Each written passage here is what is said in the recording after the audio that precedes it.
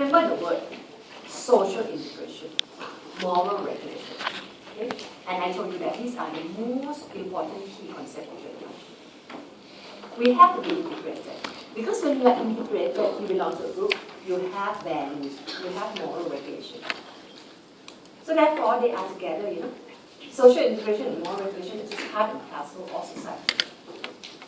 If you don't belong to a group, nobody socializes you into moral regulation or norms and values. So you have to be in a group. Then you have socialization into appropriate values or behavior.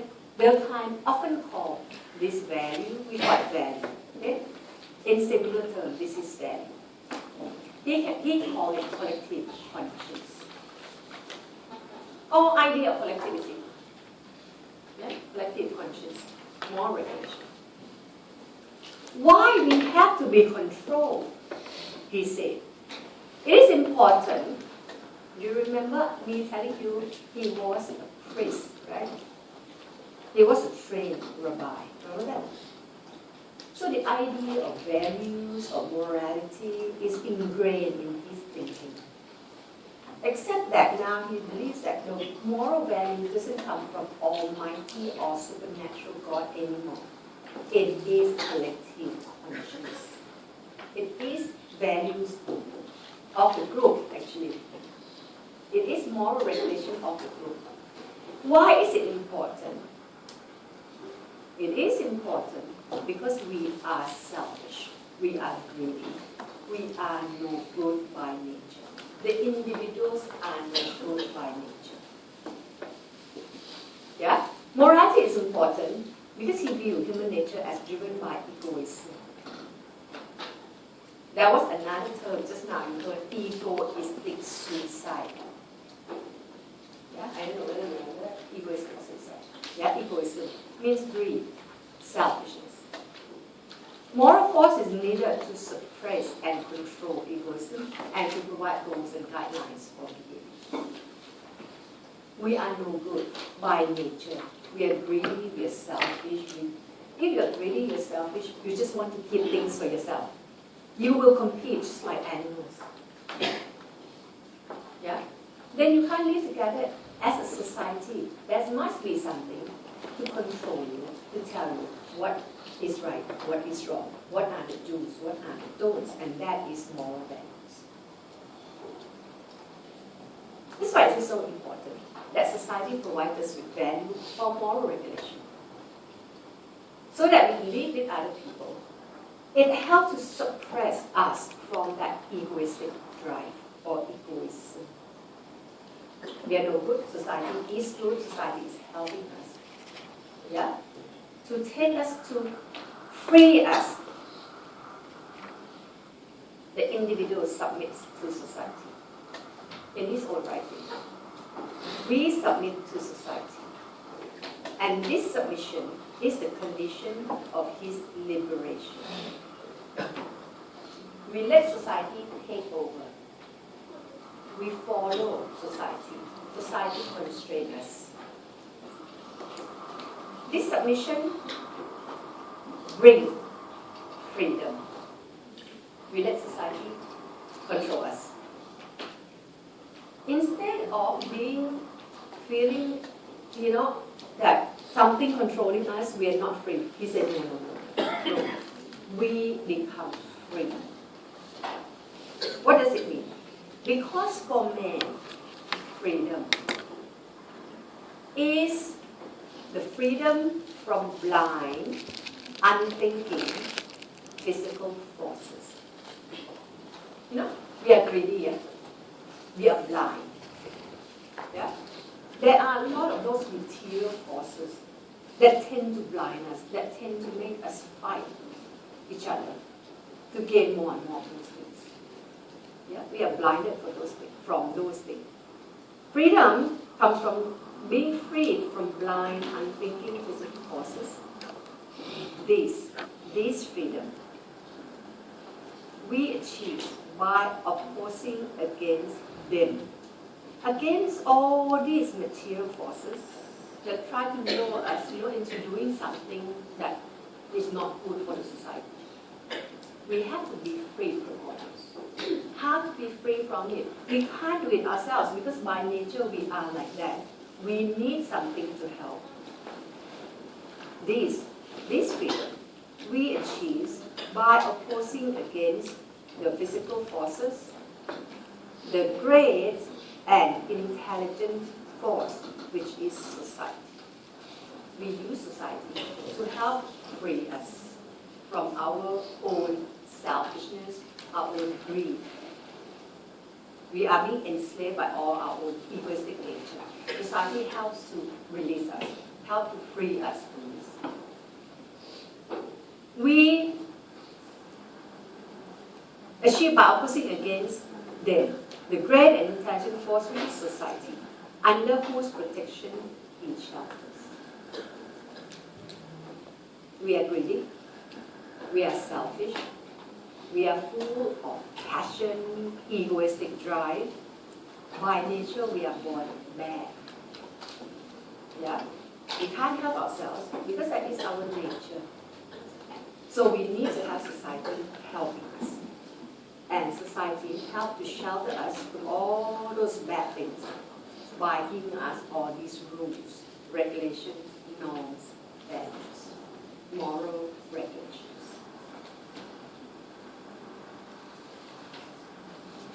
So in here, it simply tells us that more regulation, social solidarity.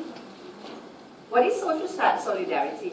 It means social glue, when people glue together. Another way to call it is social integration. Yeah? So use different words, and all these are all translation, from French. Yeah? And when people translate, I'm not so sure why they have to use different words. In fact, they refer to the same thing. Social integration means we are united, integrated. Social solidarity means we are glued together. Yeah?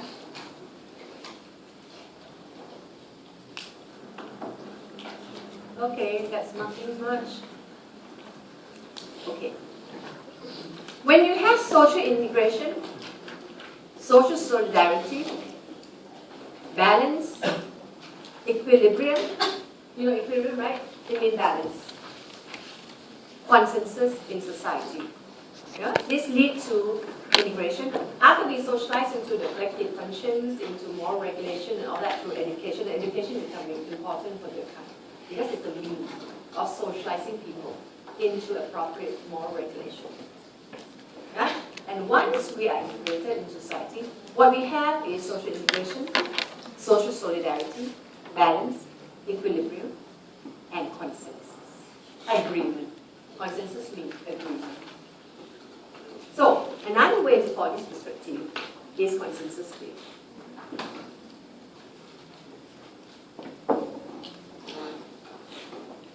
So, in that sense, looking through Durkheim's lenses, different lenses show us different things. You know what he saw? He saw you all bad.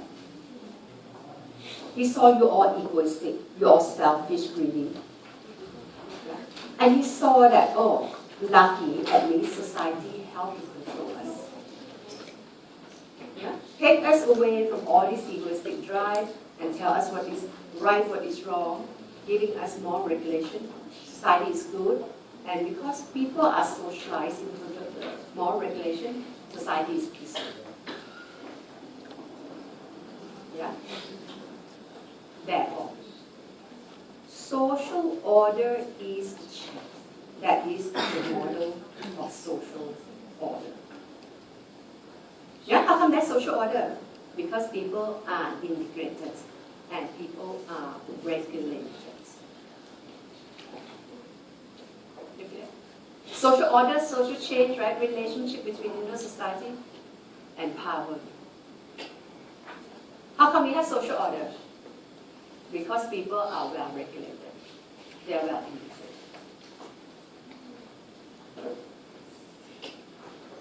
Okay, that's another work on religion. The work on religion, same thing, tells us that religion is a social fact. Religion is social integration and moral regulation. These are keywords of the time. Yeah? social integration, moral regulation, social fabric. These are so far what we have done. The time use the religious belief and practice of the Aboriginal people of Australia. You know, Australian Aborigines, the native of Australia, he studied the native of Australia. To understand the influence of religion, and this one here is not your subject, this one I add for you. Because I thought this is quite interesting, illustration of religion as an example of social practice.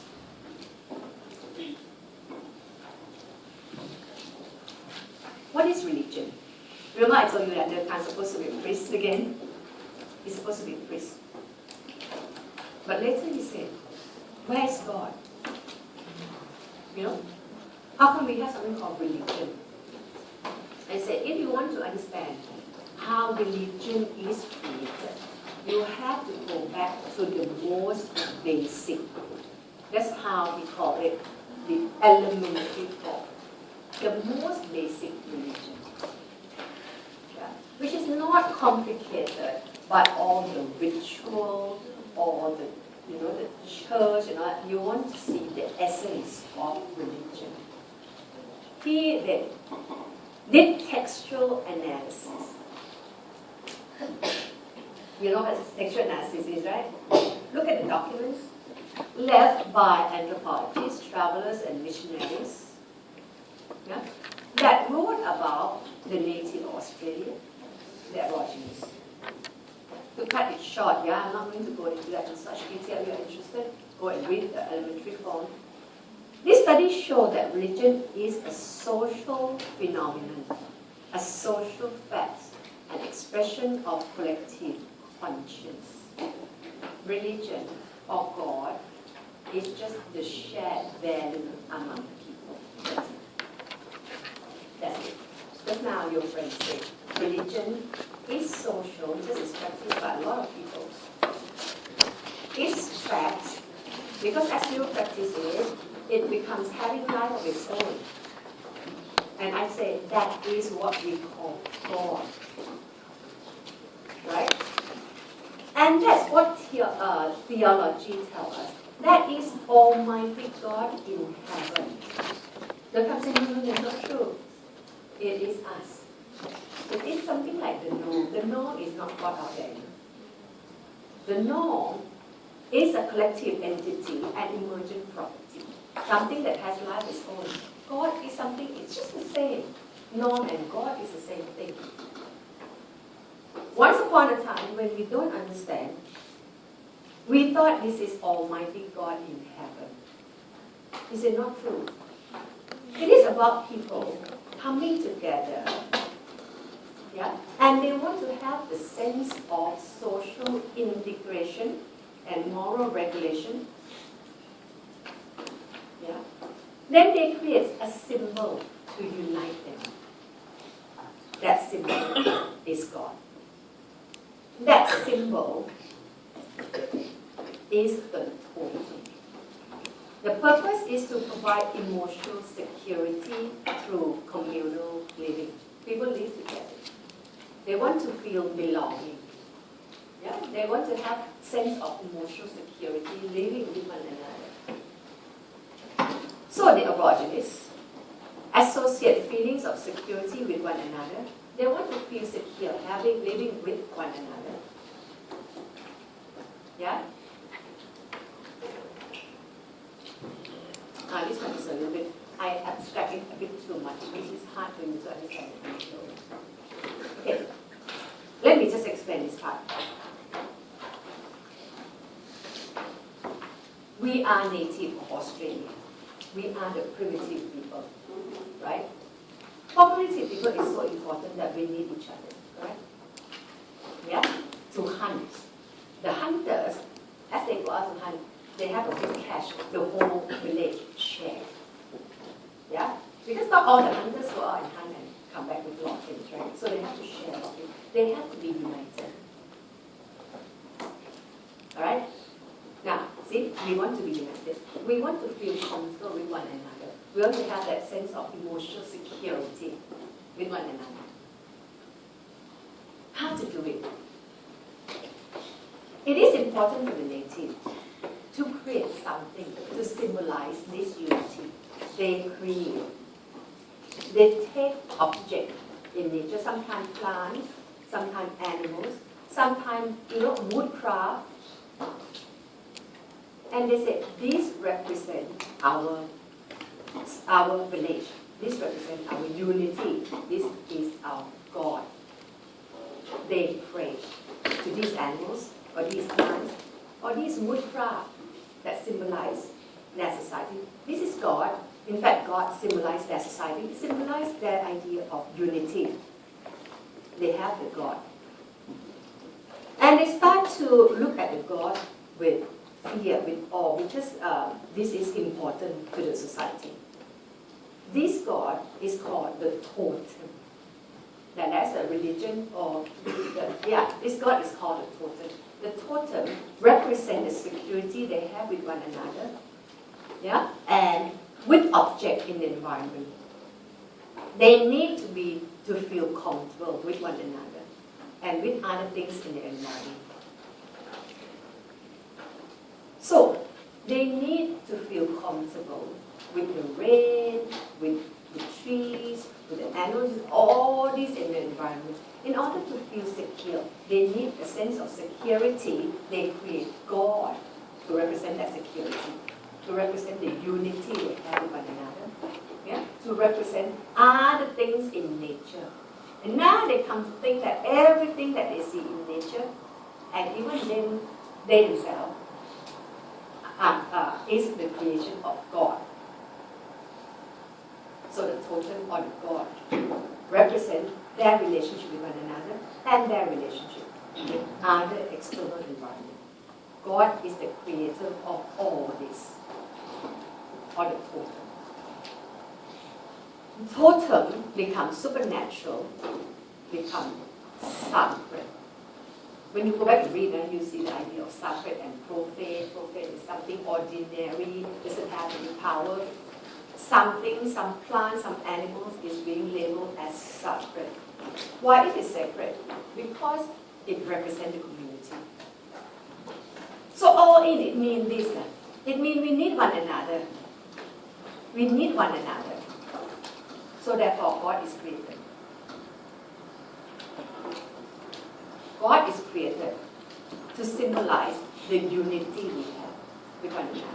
About object in nature, forget about it. That one is a little bit too complicated. But the idea that we need one another, we are hunters and gatherers, we have to share things. We need to be united. Then to have the sense of unity, we create a symbol, the totem. And this totem gains supernatural power over time. People start thinking about it in terms of something has life of its own, external to us, and slowly become religion, become Almighty God. Are you still okay? Are you still alive? Right? Okay, religion is a good example of social fact, moral regulation, and social integration. Non-material social fact that is represented by the totem that feels. Okay? The plants and animals and the woodcraft, these are the material social facts we pray to it. But we're not praying to this, we are praying to God. These things represent God. God is the collective conscience. God is the norm. God is the shared value that we have. There's no supernature. There's no God, Almighty God in heaven. That's just us. Once a while, the natives would come together to worship God. So they can say, in fact, they are not worship Almighty God. They worship one another. And once in a while, you have to bring people together.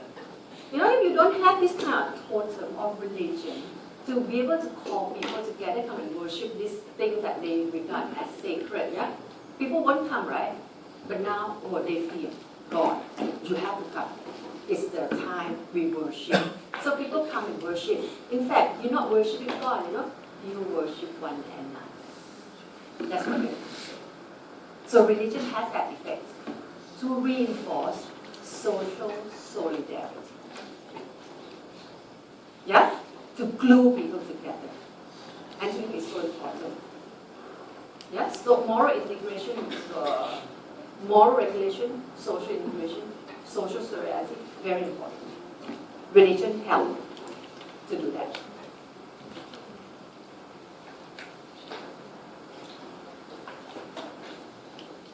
How do you make use of the study of religion in your answer? This is example of social facts. Social fact is example of relationship between individuals and society. Yeah, so this one can be used when you want to write about relationship between individual and society. It can also be used if you want to discuss the model of social order. This is the model of social order. The model of social order says the region is created by the natives, the Australian Aborigines, in order to reinforce their sense of togetherness. So they create religion, they create totem to represent the village or the group. Yeah, and they can continue to write about the worshipping thing and how they worship each other and how this helps to reinforce a sense of togetherness or social solidarity. Do you write this? I think these are quite good to write down, no? Don't you think so? Alright. Okay, now, a little bit more social order, social change.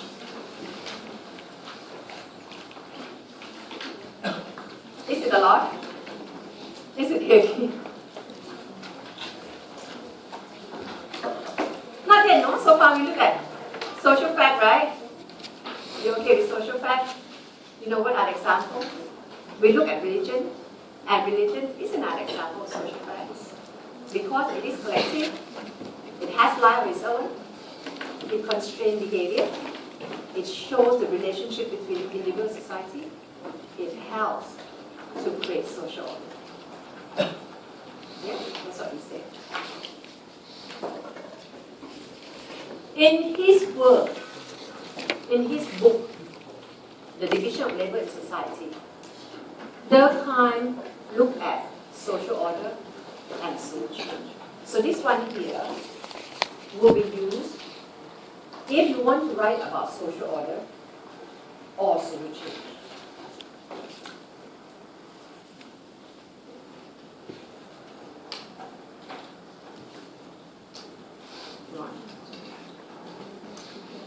Sorry, this one here, that's another one that they ask sometimes. Contribution to the understanding of social change. Yeah, that's another question the exam asks sometimes.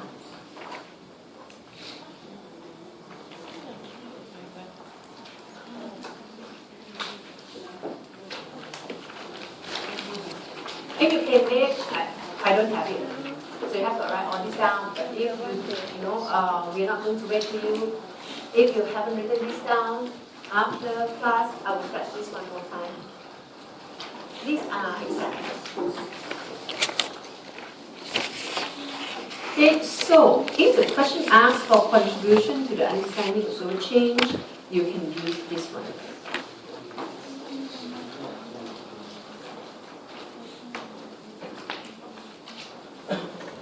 Okay. There are two types of society.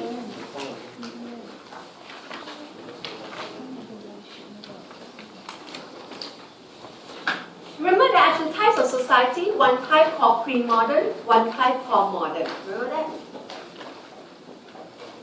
One type called farm, one type called factory. Remember that? From farm to factory. Yeah? So, this is pre-modern. Yeah? These are the characteristics of pre-modern, according to Descartes. He called it He called it mechanic society. But in your subject guide, they write the word mechanic solidarity. So this is a society dominated or characterized by mechanic solidarity. Yeah, you can call it mechanic society. A lot of people call it mechanic society. This is pretty. This is farming society. Yeah. Farming society changed to factory system. Pre-modern changed to modern. This is the practice of modernity, modern society. You may want to write the word down, here, pre-modern and modern, for you to know what he was talking about. He was talking about pre-modern and modern, but he just used different terminology. He called it mechanic solidarity and organic solidarity. Okay, now let's have a look at what is the nature of farming society. The nature of farming society is, farming society, yeah, we have to mention this farming society. Farmers, village people, hunters and gatherers, for example. These are basic society. These are society that, like one cell. Remember that? One cell, the evolution of man and woman, remember? One cell later changed to fish, to crayfish, crawlies, and later changed to human beings. Same idea. In fact, Durkheim made use of organic analogy here. Write that word down. Organic analogy. He compared these with simple organisms like worm. Worm. This is a worm. What is the nature of worm? Worm. It's an animal that the parts in the worm do not really need each other. In the farming society. Just now we say, when the hunters go out to hunt, they need each other.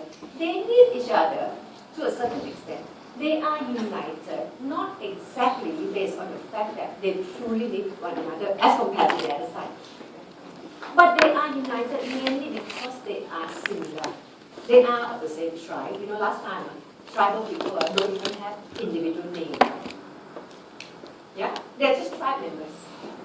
They belong to the tribe. They are all hunters, all gatherers, all farmers. They're doing the same thing. They share the same blood. Because in the village, this is like big extended family. So, each member is engaged in similar activities.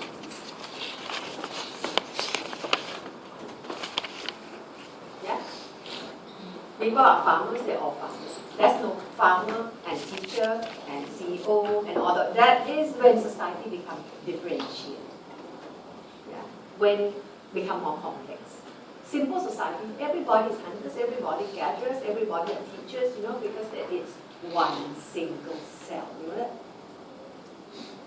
Single cell. Okay. If they are united because there is God. Just like just now, the study of religion tell you, the native people need God to reinforce a sense of solidarity. God is important in this society, and God is what we call mechanic solidarity. The glue they have, based on something he called mechanic. Okay, later we compare with the side, you understand. This is based on religion that reinforces moral consensus, little sense of personal identity. You don't have individualism. Yeah? You belong to the group. You belong to God.